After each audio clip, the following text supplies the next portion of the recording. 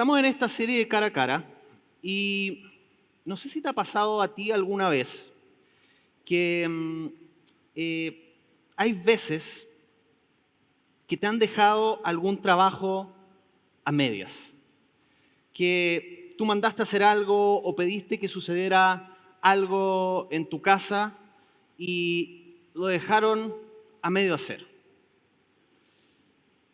Esta es una foto de hace muchos años atrás. Por si no saben, el que aparece ahí soy yo. Y ese es un perro que yo tenía, ¿ya? Que en paz descanse. Se llamaba Puffy, ¿ya? Se llamaba Puffy porque cuando lo fuimos a buscar emitió un gas de un olor muy fuerte y se autobautizó con ese nombre. Así que yo estoy ahí como hace más de 20 años atrás con un look medio Colina 1, no sé cómo describirlo. ¿Y por qué le estoy mostrando esta foto? Porque este perrito, que era un pastor inglés, que son estos perros peludos, era todo un tema llevarlo a la peluquería canina. Todos le hacían el quite a cortarle el pelo, porque realmente era como una alfombra, ¿ya? Sobre todo cuando uno dejaba pasar mucho tiempo. Y resulta que una de las primeras veces que lo llevé a la peluquería, lo fui a dejar, cuando llego con este bulto de pelos, de wipe, ¿no es cierto?, ahí para que lo bañen y lo corten, como que la peluquera se asustó, pero bueno, lo dejé ahí confiado en que iban a hacer su trabajo. Como aproximadamente a las 3 horas, porque me dijeron que iba a ser rápido, pero como a las 3 horas aproximadamente, me llamaron y me dijeron, necesitamos que venga porque tenemos un problema. Dije, ¿qué pasó con Puffy, no es cierto? Así que fui caminando, quedaba cerca de la casa, como a unas 3 cuadras aproximadamente, llego y me dijeron, ¿sabes qué? El problema es que era tanto pelo que tiene tu perro que se nos fundió la máquina a la mitad del proceso. Y me dicen, y no lo vamos a poder arreglar hoy día. Vas a tener que traer mañana de vuelta el perrito. Y entonces me traen algo que era como una mitad pastor inglés y la otra mitad galgo. Y me dijeron, se tiene que volver mañana. Así que yo figuraba con este perro caminando hacia mi casa, con el corte de pelo a la mitad, con el trabajo no terminado y preguntándome si al otro día iban a lograr solucionar algo. Eso era divertido porque las personas de un lado de la calle veían que yo tenía una raza de perro y los del otro lado de la calle veían que yo tenía otra raza de perro. Trabajos a mitad de camino. Y tal vez tú en tu vida puede ser de que al ver lo que está sucediendo en tu historia familiar, lo que está sucediendo en ti mismo, quizás con alguna situación, observas como que hubiera alguna pieza faltante. Es como que inclusive te preguntas, ¿será de que Dios se olvidó de mi proceso? ¿Será realmente que Dios está escuchando? ¿Será que comenzó algo, pero tal vez se olvidó de completarlo? Y en el encuentro cara a cara de hoy, te quiero justamente invitar a que en un encuentro muy particular veamos cómo Dios trabaja muchas veces en procesos. Y esta es una historia que está en Marcos 8, 22 al 25. Son pocos versículos. Los 2 domingos anteriores estuvimos revisando primero la historia de Nicodemo, luego la historia, ¿no es cierto?, de la mujer samaritana, de una extensión muy grande. Este es un pasaje, un relato bien corto, que está en el Evangelio de Marcos y que nos va a contar un encuentro que Jesús tiene con este hombre ciego. Así que leamos el pasaje, ustedes lo pueden buscar ahí y lo pueden tener también abierto. Marcos 8:22. Cuando llegaron a Betsaida, algunas personas llevaron un hombre ciego ante Jesús y le suplicaron que lo tocara y lo sanara. Jesús tomó al ciego de la mano y lo llevó fuera de la aldea.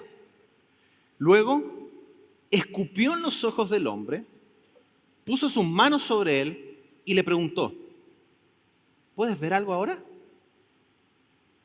El hombre miró a su alrededor y dijo, sí, veo algunas personas, pero no puedo verlas con claridad. parecen árboles que caminan. Entonces Jesús puso nuevamente sus manos sobre los ojos del hombre y fueron abiertos. Su vista fue totalmente restaurada y podía ver todo con claridad.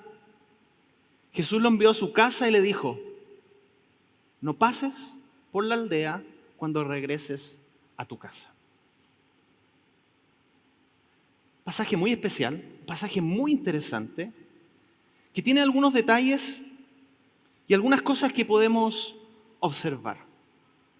Primero que nada, a mí por lo menos me llama la atención de que en esta conversación que Jesús accede a tener, ¿no es cierto?, con estas personas, Él responde a una petición. Como dice ahí, cuando llegaron a Betsaida, algunas personas llevaron a un hombre ciego ante Jesús y le suplicaron que lo tocara y lo sanara. Es decir, aquí hay personas que están buscando ayuda para este hombre que conocen, no sabemos si son familiares, no nos dice como en otras partes si son amigos, simplemente nos dice de que van con una petición delante de Jesús y Jesús responde a esa petición de manera muy sencilla y de manera muy concreta.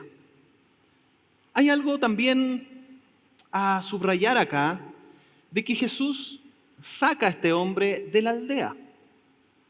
Y no sé si tú te preguntas, ¿por qué lo saca? Porque dice que Jesús tomó al ciego de la mano y lo llevó fuera de la aldea. Vamos a ver más adelante y profundizar un poquito en este acto de Jesús. Pero Él no lo deja donde está, lo saca de su zona que Él conoce y al parecer intencionalmente lo aleja de esta aldea y lo aleja de las otras personas. También algo que no podemos pasar de largo y que constantemente lo vemos en el Evangelio, y tal vez lo que ya llevamos un tiempo leyendo la Biblia, no nos va a sorprender de que Jesús toque, pero es algo muy contracultural en la época, más para una persona que estaba en cierta autoridad, para una persona que era limpia, tocar a alguien que tenía una enfermedad. Y Él lo primero que hace cuando le dan esta solicitud es que toma la mano del ciego y lo saca de la aldea. Y luego, algo que tampoco podemos pasar de largo es que junto con tocarlo, lo escupe. O sea, aquí la Biblia no censura nada. No dice un brillo de saliva, ¿no? Dice que lo escupe en los ojos.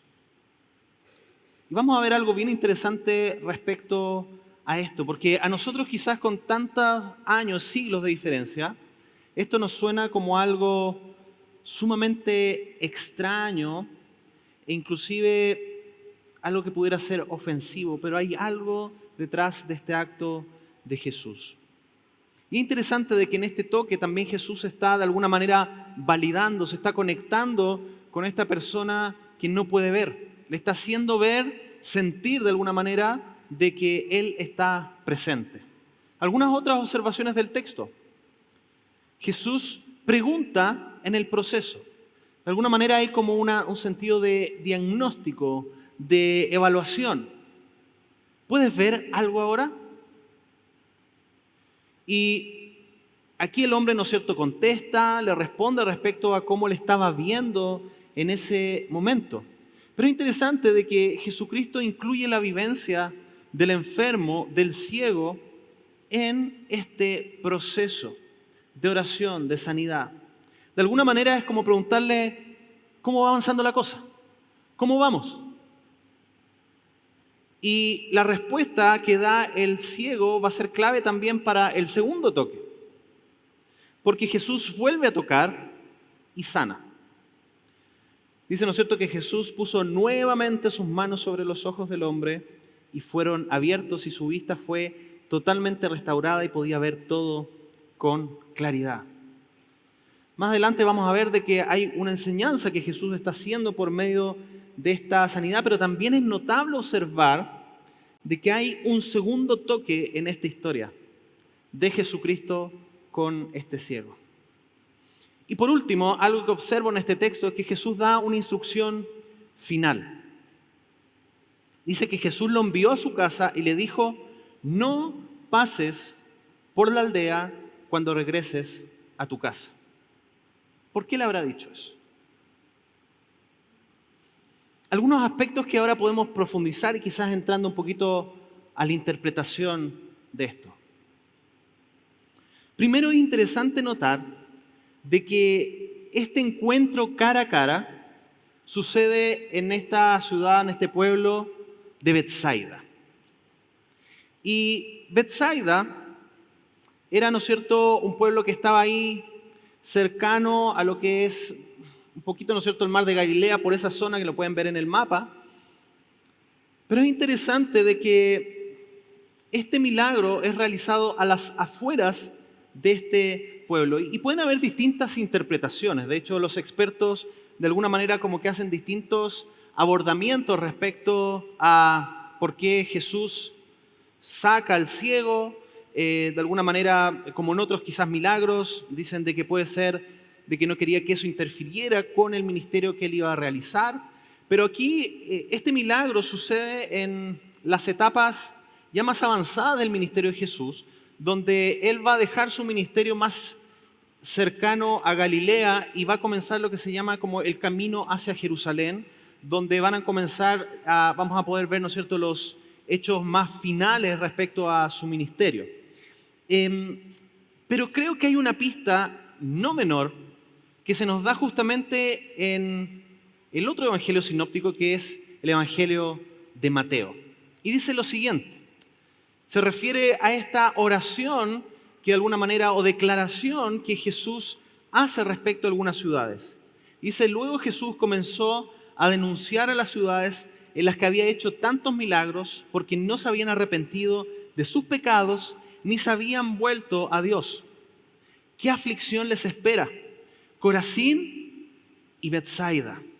Pues si en las perversas ciudades de Tiro y de Sidón se hubieran hecho los milagros que hice entre ustedes, hace tiempo sus habitantes se habrían arrepentido de sus pecados, vistiéndose con ropa de tela áspera, echándose ceniza sobre la cabeza en señal de remordimiento.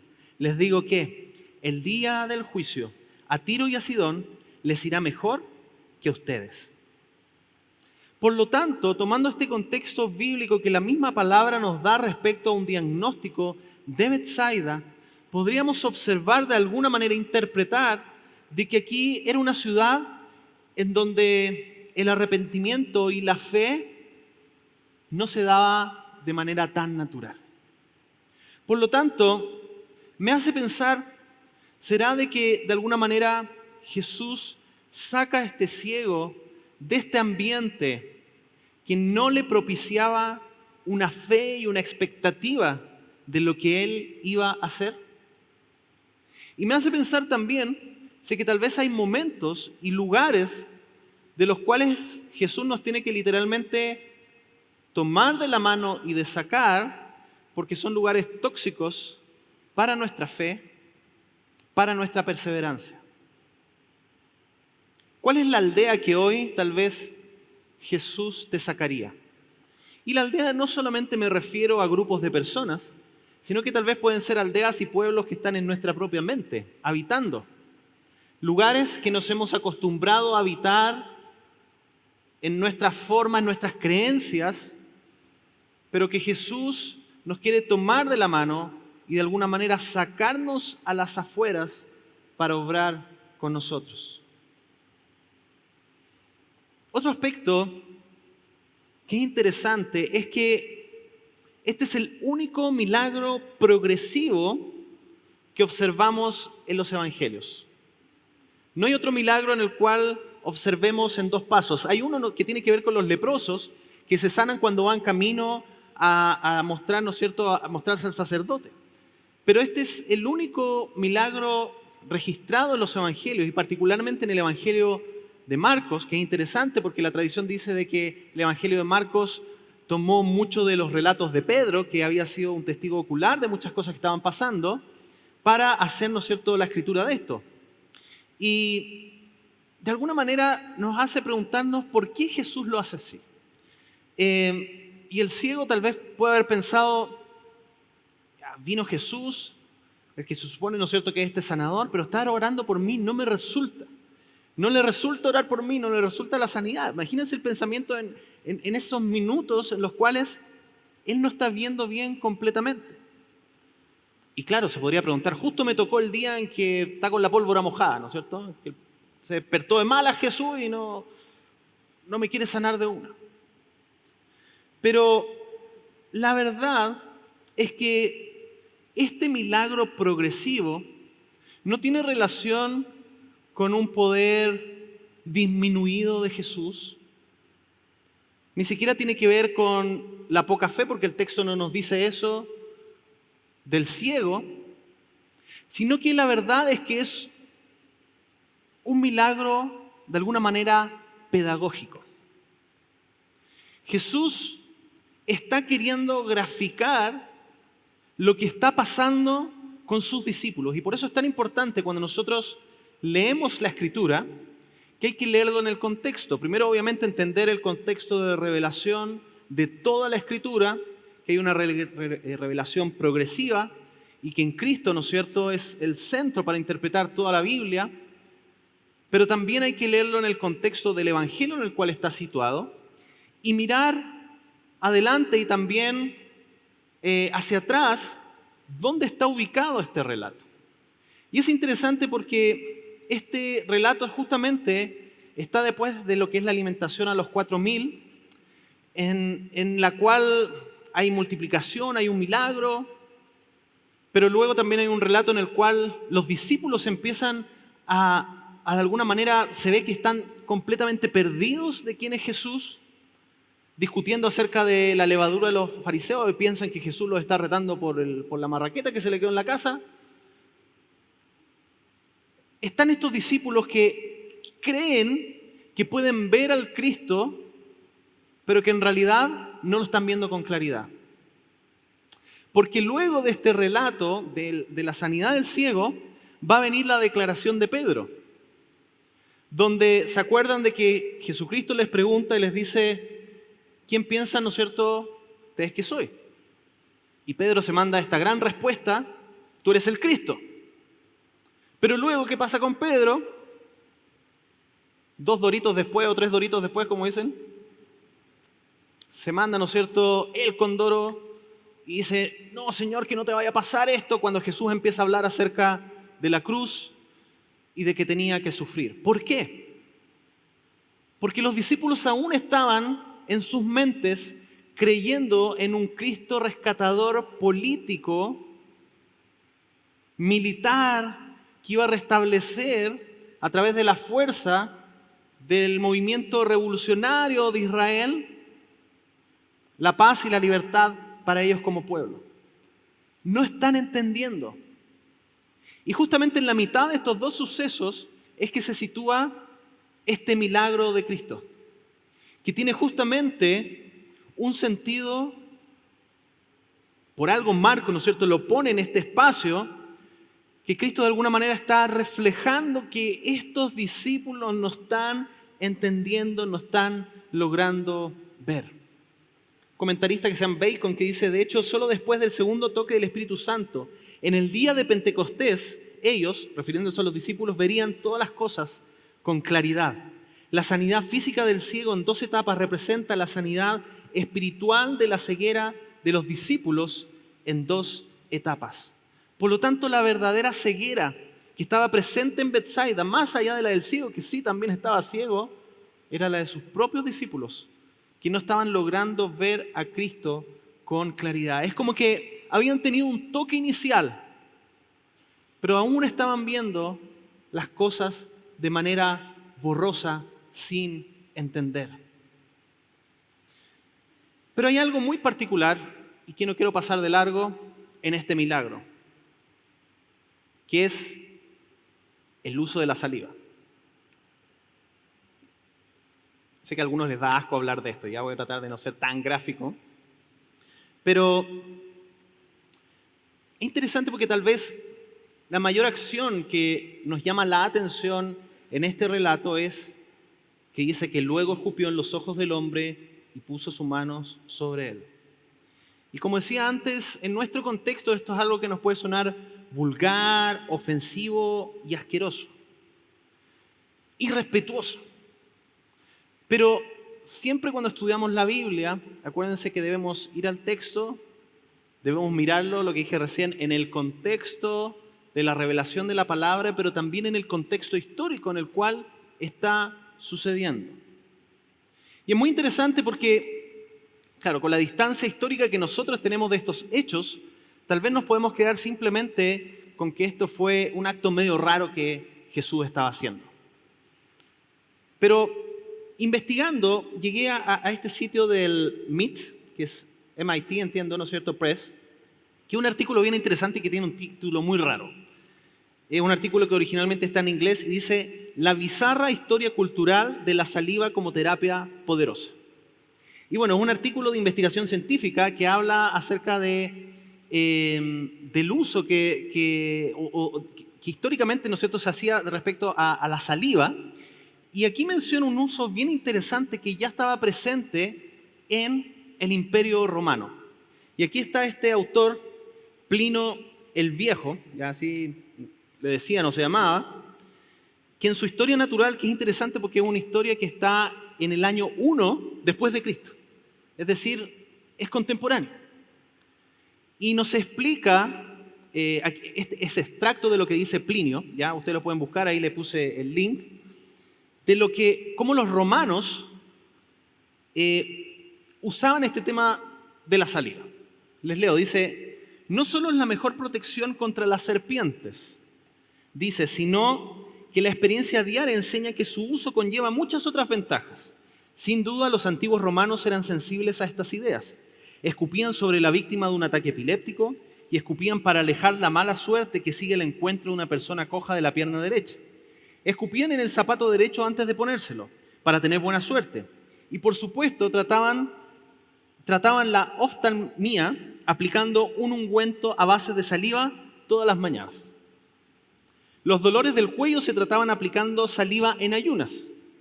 Curiosamente, para ser útil, la saliva debía obtenerse durante el ayuno.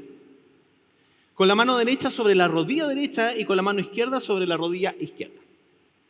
Tan poderosa era la fuerza atribuida a la saliva", escribió Plinio, "que los romanos creían que escupir 3 veces antes de tomar cualquier medicamento era suficiente para aumentar su poder curativo". Así que ya sabes qué hacer la próxima vez que te tomes un paracetamol, por si acaso.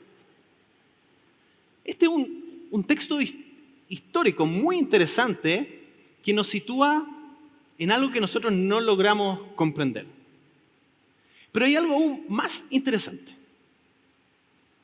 Que profundizando en este contexto histórico, llegué a este Talmud judío, que está también publicado en internet, ustedes lo pueden buscar, porque habían algunos expertos que se han dedicado a ver de cómo había un simbolismo relacionado al uso de la saliva en el contexto judío o hebreo. Y para mí esto fue súper novedoso. Y cuando lo vi me llamó mucho la atención. No sé si ustedes saben, pero un Talmud viene a ser como, vamos a decir de manera sencilla, un comentario bíblico que tienen los judíos respecto a las leyes, a sus libros. Por lo tanto, son comentarios que ellos hacían. Entonces, está escrito en un lenguaje que nuevamente tal vez a nosotros nos cuesta captar. Esta es una traducción desde el inglés ya, pero literal. Pero en el fondo lo que está hablando este trozo de este Talmud es que había una creencia ya hace mucho tiempo en Israel, porque este Talmud es escrito después de Cristo, aproximadamente lo sitúan se empezó a escribir como el 200 después de Cristo hasta el 500, y por lo tanto refleja una tradición que ya estaba en esta nación. Y dice lo siguiente, y relata una especie de conversación. Dice: la Gemara, que es un personaje, la Gemara relata, existía cierto hombre que se presentó ante el rabino Hanina y le dijo: sé que este hombre es un primogénito. El rabino Hanina le respondió: ¿de dónde lo sabes? Él contestó al rabino Hanina: porque cuando la gente venía ante su padre para obtener una cura para sus ojos enfermos, Él les decía, vayan a mi hijo Chihat, pues es primogénito y su saliva sana esta enfermedad. La Gemara pregunta, pero quizás sea primogénito solo de su madre. La Gemara responde, se aprende por tradición, aquí viene la tradición, se aprende por tradición que la saliva del primogénito del padre sana esta enfermedad, pero la saliva del primogénito solo de la madre no la sana. Yo cuando leí me dio como escalofríos, porque esto es una evidencia extra bíblica, ¿ya? Esto no aparece en la Biblia, claro, esto no aparece en la Biblia, es un Talmud. Pero que nos relata una tradición que estaba presente en el pueblo judío, de que de alguna manera, si es que había una saliva que sanaba, era como una especie de prueba de ADN de que ese personaje era el primogénito que había nacido de un padre. El relato de este milagro, y no sé si ven hacia dónde voy, pero el relato de este milagro de alguna manera nos está mostrando esta práctica que primero tenía un significado a nivel del Imperio Romano, pero además también tenía un significado a nivel de la tradición judía. Por lo tanto, los que están observando lo que sucede aquí, claramente es como que empiezan a cuadrar las piezas y quizás no lo vieron en el momento, pero hay algo muy interesante que nos hace preguntarnos por qué Jesús usó este acto. Y podríamos, con bastante seguridad, deducir de que Jesús está haciendo este acto para demostrar que Él es el Hijo primogénito del Padre Celestial que puede sanar con su saliva. Es muy interesante, a mí como que me voló la cabeza. Ustedes pueden seguir investigándolo si quieren, ya no me crean todo lo que yo digo, ustedes tienen que investigar. Pero es un contexto cultural no menor y de alguna manera también dije, wow, esto le da contexto a por qué esta gran discusión que sucede, ¿no es cierto?, en Juan 9, cuando Jesús también sana con su saliva y en esa ocasión hace barro. Y una de las cosas que insisten los fariseos en preguntarle en Juan 9:26, ¿qué te hizo? ¿Cómo te abrió los ojos? Pareciera que tienen un interés muy particular en entender la metodología que usó. Entonces, hay algo muy interesante respecto a este símbolo de este texto. Como les digo, es para seguir investigando, pero me llamó mucho la atención de que de alguna manera, ¿no es cierto?, en este milagro Jesús estaba enseñando más de una cosa, estaba demostrando su poder y estaba demostrando de alguna manera, y probablemente esto quizás los discípulos cuando vieron a Jesús resucitado y se abrieron sus ojos, y recuerdo también el pasaje de los caminantes de Maús, cuando de alguna manera es como que se les cae el velo y comprenden, de alguna manera logran ver a este Hijo de Dios, el único que puede salvar nuestros pecados. 3 aplicaciones respecto a este pasaje. La primera aplicación es que Jesús quiere sanar nuestra ceguera espiritual. Algunos, ya dijimos, lo veían como un salvador político, otros como un maestro, pero a través de este milagro, como ya hemos observado, Jesús está enseñando de que hay algo todavía que le falta ver, que sus discípulos están viendo, al igual como este ciego, tal vez como siluetas, no están comprendiendo realmente el sentido de Cristo de venir a la tierra. Y yo me pregunto, ¿cuál será el Jesucristo que nosotros estamos viendo? ¿Será un Jesucristo simplemente lo vemos como un prestamista porque tenemos necesidades económicas? ¿O simplemente como un hacedor de milagros? ¿O como una especie de viejo pascuero cósmico al que le enviamos nuestra lista de cosas que queremos? ¿O tal vez lo vemos como un Dios sordo y cruel? Hoy tal vez necesita justamente escuchar al verdadero Cristo que se quiere revelar a ti. Y hay algo muy potente y que tal vez a veces no nos damos cuenta, pero que es que muchas veces Dios ocupa, por no decir todas las veces, ocupa la incertidumbre, el sufrimiento y el dolor para profundizar una verdadera comprensión de Cristo en nuestras vidas.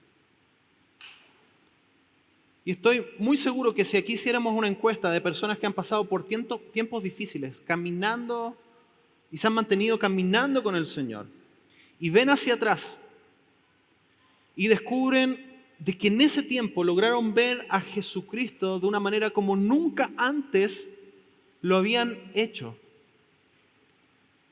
Y probablemente, aunque ese momento fue sumamente doloroso y que por un lado nunca más quisieran volver a vivirlo, tampoco cambiarían por nada el haberlo vivido por la profundidad de la revelación que Cristo tuvo hacia ustedes en ese momento.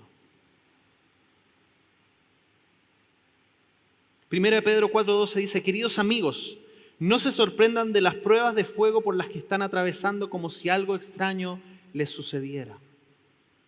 En cambio, alégrense mucho porque estas pruebas los hacen ser partícipes con Cristo de su sufrimiento para que tengan la inmensa alegría de ver su gloria cuando sea revelado a todo el mundo. Jesús quiere sanar nuestra ceguera espiritual en un proceso que capa a capa nos va revelando más de la profundidad de quién es Él. Segundo, algo que podemos ver en este pasaje: Jesús termina lo que empieza. Jesús termina lo que empieza. Él no deja las cosas a medias como los peluqueros de mi perro, ¿cierto? Él ya comenzó la obra en nosotros y sigue trabajando para que nosotros lleguemos a ser como Él. Y la primera apertura de vistas que tuvimos probablemente fue cuando Jesús nos llama y nos dice: ven a mí, y nos acercamos a la obra de salvación. Y Jesús ya hizo todo lo que nosotros necesitamos para vivir una fe lúcida. Pero su obra necesita ser completada en nosotros hasta que Jesús regrese. De alguna manera pudiéramos decir de que aún estamos en el taller del maestro. Hay un cuento que me encanta de Max Lucado, que es el cuento de Punchinello, quizás algunos se acuerdan de él, de este personaje que tenía que ir constantemente al taller del maestro para que este maestro le sacara estos puntitos negros que tenía y que se agarraba de otras personas del pueblo. Necesitamos seguir yendo al taller del maestro, pero aferrados de la siguiente promesa, que dice que estoy seguro de que Dios, quien comenzó la buena obra en ustedes, la continuará hasta que quede completamente terminada el día que Cristo vuelva. O en la paráfrasis del mensaje, de Message: nunca dudé de que Dios, que comenzó esta gran obra en ustedes, la continuará y ha de llevarla a feliz término cuando Cristo aparezca. Y por último, aun cuando veamos borroso, Jesús está desarrollando su plan. Aun cuando veamos borroso. Es probable que el ciego no entendió nada de lo que estaba sucediendo en ese momento. Los discípulos probablemente tampoco. Pero algo que sí sabía es que él todavía estaba al alcance de la mano de Jesucristo. Que él estaba en la presencia de Jesús. El dolor, las enfermedades, las pérdidas, las relaciones rotas pueden nublar nuestra visión. Y hay momentos, y quizás tú estás en un momento así en tu vida, donde simplemente ves como estas sombras moviéndose, que no logras entender de qué se trata lo que está pasando en tu vida. Y la verdad es que somos demasiado frágiles como para entender en profundidad lo que Dios está haciendo en nuestras vidas. Basta con leer el libro de Job. Cuando terminan este diálogo de Dios diciéndole a Job: oye, en resumen, ¿quién eres tú para cuestionar al Creador? ¿Quién eres tú para cuestionar todo el plan que yo estoy desarrollando? Pero más allá que el entendimiento, la convicción que nosotros tenemos por su palabra es que Emmanuel, Dios con nosotros, vino a habitar a nuestra aldea, vino a vivir en nuestro barrio y nos prometió de que nunca nos iba a abandonar. Es más, nos dijo de que el Espíritu Santo iba a estar con nosotros para darnos consolación y para recordarnos las verdades que Él dijo a nuestra mente y a nuestro corazón. Y este es el Cristo que va a completar la buena obra. Y tal vez ese es un punto en donde estamos ahí como de alguna manera luchando, batallando, como lo hacía Jacob, batallando con Dios, tratando de mantenernos a flote, tratando de tener más entendimiento de lo que está pasando en nuestras vidas. Pero queridos hermanos y hermanas, hay capítulos en nuestra vida en los cuales quizás nos vamos a tardar en comprender. Hay otros que tal vez los vamos a entender al final de nuestras vidas, pero hay otros que los vamos a entender cuando Cristo regrese. Y debemos aprender a incluir el misterio y el signo de interrogación en la práctica de nuestra fe cristiana.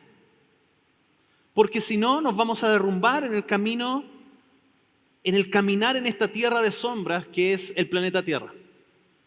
Debemos aprender a vivir con el misterio sabiendo de que el Dios soberano sí sabe. Yo no sé. Pero hay una promesa hermosa porque dice, ahora vemos todo de manera imperfecta, como reflejos desconcertantes, pero luego veremos todo con perfecta claridad. Todo lo que ahora conozco es parcial e incompleto, pero luego conoceré todo por completo, tal como Dios ya me conoce a mí completamente. Un día veremos con claridad. Un día nuestro velo va a ser sacado. Y ahora, queridos hermanos y amigos, yo sé que es muy difícil decirle a personas que están en medio del silencio de Dios que confíen, porque yo no he pasado por lo que tú estás pasando. Yo no sé por lo que tú estás viviendo, solamente tú sabes. Y el dolor tiene una realidad subjetiva que para alguien, ¿no es cierto?, que puede tener una pérdida en un negocio, puede ser probablemente igual de doloroso que alguien que tiene una pérdida de una persona. No comprendemos y a veces en estas comunicaciones de tratar de ser empáticos la embarramos más, pero el dolor, la vivencia del dolor es súper personal. Por esto quise traerles las palabras de un amigo, que en realidad él no sabe que yo soy amigo de él, pero a mí me cae muy bien, ni me conoce, que tiene una experiencia de vida que a mí cada vez que lo escucho me conmueve, porque me conmueve su fe a pesar de su condición. Y este amigo y hermano es Nick Vujicic, que es un hombre que nació sin piernas y sin brazos. Y escuchemos lo que él nos dice. See, you can't have faith that you can pray for a miracle. When your miracle doesn't come, still ask for God's vision. Search for God's vision in your life. But the question is not, how are you doing? It's, wherever you're going, are you going with God in His strength, with His plan, or your plan? My parents' vision of my life, they thought I would just be laying down the rest of my life. They never knew that I could type 43 words a minute on a normal computer and do surfing and scuba diving and skydiving.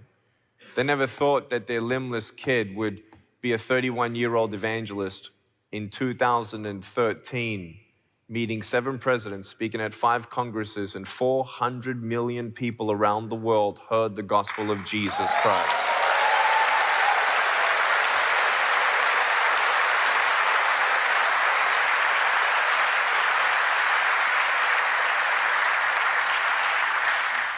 I get goosebumps on the skin I don't even have when like, that's amazing. That's God. That's nothing to do with me. Nothing to do with what broken pieces he used. I just gave him my heart and I said, here, Lord, here I am. I don't understand what you have for me, but I trust you. Give me arms and legs, but if you don't give me arms and legs, take my heart, heal my heart, renew my mind. I want to live for you. It's ironic to me that when you plant a seed in the ground, it has to die before anything grows. Isn't that weird? It's weird to me.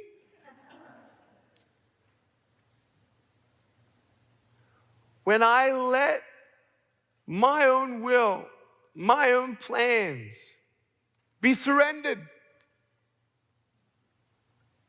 say, God, take over. That's when he brings live, beautiful things out of dead, broken bones, dead, broken dreams,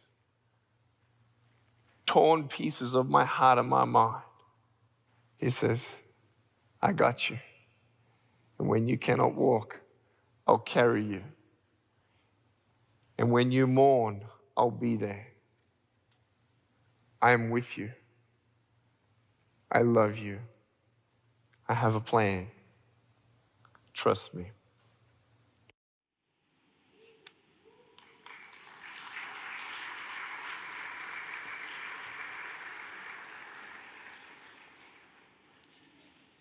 Cuando estaba aprendiendo a nadar, me acuerdo que una de las cosas que hacía instintivamente era patalear y mover las manos muy rápido, porque pensaba que si dejaba hacerlo, me iba a hundir rápidamente. Hasta que alguien con más experiencia me dijo, no patalees tanto, no muevas tanto los brazos.